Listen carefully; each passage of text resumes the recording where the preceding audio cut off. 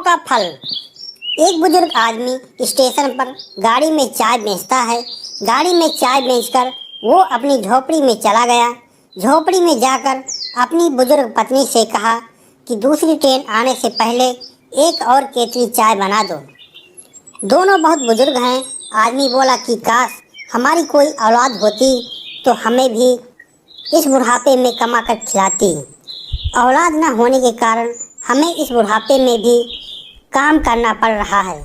ये बात सुनकर उसकी पत्नी की आंखों में आंसू आ गए। उसने चाय की केतली भरकर अपने पति को दे दी।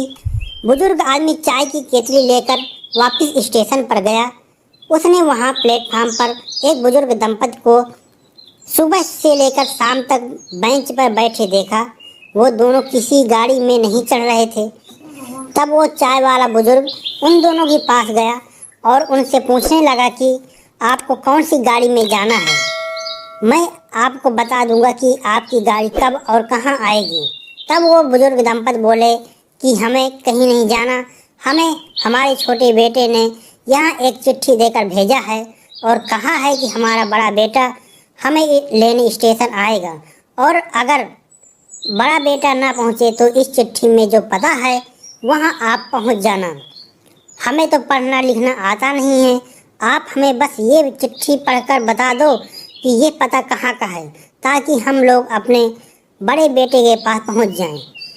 चाय वाले ने जब वो चिट्ठी पढ़ी तो वो वहीं ज़मीन पर गिर पड़ा। उस चिट्ठी में लिखा था, ये मेरे माता पिता हैं, जो इस चिट्ठी को पढ़े वो इनको पास ही किसी वृद्धाश्रम में छोड़ आए। चाय वाले ने सोचा कि मैं बे औलाद हूँ, इसलिए बुढ़ापे में काम कर रहा हूँ। अगर औलाद होती तो काम ना करना पड़ता। इस बुजुर्ग दंपति के दो बेटे हैं पर कोई भी बेटा इनको रखने को तैयार नहीं है। संत जी संगत को यह घटना सुनाते थे और संगत से पूछते थे कि बताओ औलाद होनी चाहिए या नहीं। संत जी कहते थे कि सुख या दुख औलाद से नहीं मिलता, सुख दुख तो अपने कर्मों के अनुसार मिलता है। ना कोई औलाद सुख देती है और ना कोई औलाद दुख देती है। अगर आपके कर्म अच्छे हैं तो आप अकेले बैठे भी खुश रह सकते हो और अगर आपके कर्म बुरे हैं तो आप राजगद्दी पर बैठकर भी दुखी रहोगे। सुख और दुख का औलाद से कोई कनेक्शन नहीं है, ये हमारी गलतफहमी है। सबसे अच्छा कर्म है, कर भला तो हो भला।